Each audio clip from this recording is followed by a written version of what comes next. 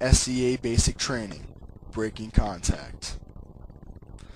Breaking contact is a tactic used to fall back while keeping fire on the enemy as you retreat.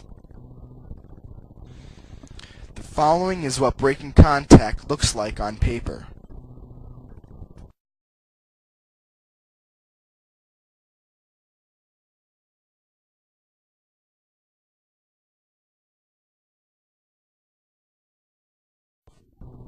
As you can see, the team falls back one at a time, while the others keep firing at the enemy. Just like you learned in the classroom portion of training, everyone in a fire team has a number assigned to them. The fire team leader, number 1, falls back first and states 1 moving. After the fire team leader gets into position, he will task by name, calling your number out when he wants you to move. He will usually go down the list of numbers in order, first ordering number 2, the automatic rifleman, to fall back after him. Once number 2 gets into position, the fire team leader will call out for 3 to move, and once again after 3 is in position, he will call out for 4 to move. Once everyone has fallen back or in position, the fire team leader may choose to fall back further, restarting the cycle by falling back and saying 1 moving. We will now show you a virtual simulation of breaking contact. In this simulation, you are looking through the eyes of number 2. In the following simulation, imagine that the players are looking forward when covering one another. The simulation messes it up unless they have a target to look at. 1 moving!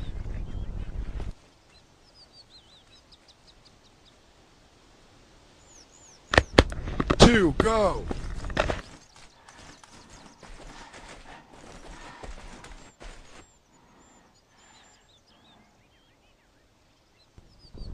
3, go!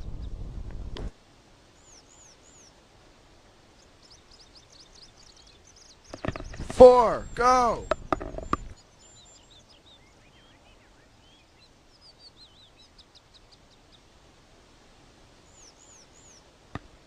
1 moving!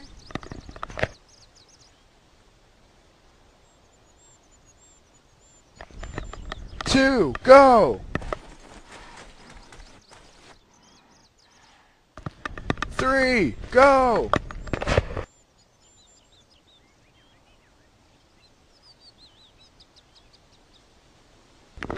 4, go!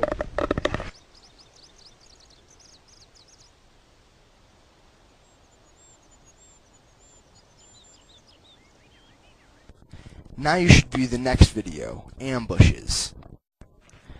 SCA Basic Training, Ambushes. Ambushes are a very effective way of defending an objective, or simply thinning out the enemy before attacking. There are 2 main forms of ambushes, V-shaped and L-shaped. V ambushes are used when the enemy will be approaching through a broad area.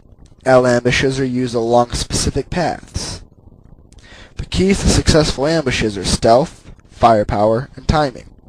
Everyone participating needs to be silent and find good concealment, put themselves in a good spot to engage, and firing at the right time.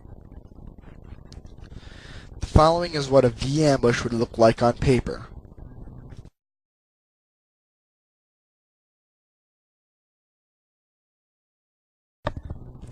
The ambush should be spread out large enough so that way enemies approaching through a broad section of woods have a better chance of falling into the ambush. When the enemies approach the center of the ambush, or the kill zone, the lower part of the ambush should open fire while the upper arms of the ambush slam onto the enemies. Now let's look at the L-shaped ambush.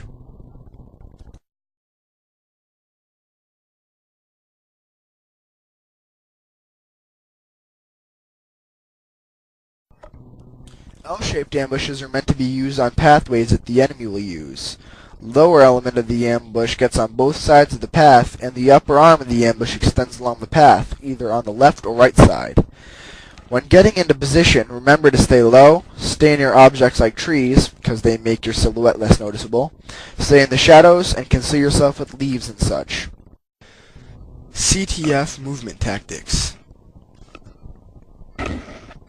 Leapfrog.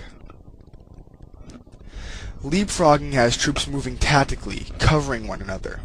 Starting with everyone crouched or prone, half the troops move ahead a bit, then drop down to cover the other half as they rejoin the first half of troops. Repeat this process until you've reached your destination or come under fire.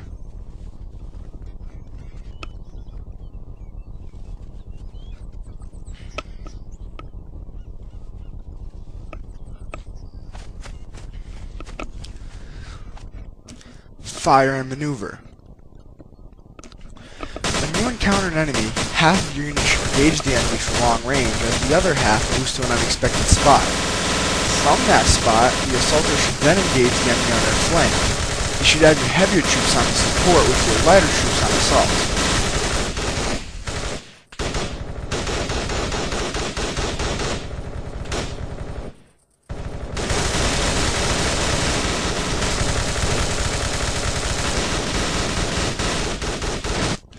Ambush. After troops have found cover, wait for the enemy to approach. You want the enemy to be at a 90-degree angle to both tips of your unit, locking the enemy into the ambush. If you let the enemy pass a 90-degree angle, you effectively slam the gate on them, dealing much more damage. Any less than a 90-degree angle, and the enemy is a little too far out. Fire! In this case, the enemy was at a exactly 90-degree angle.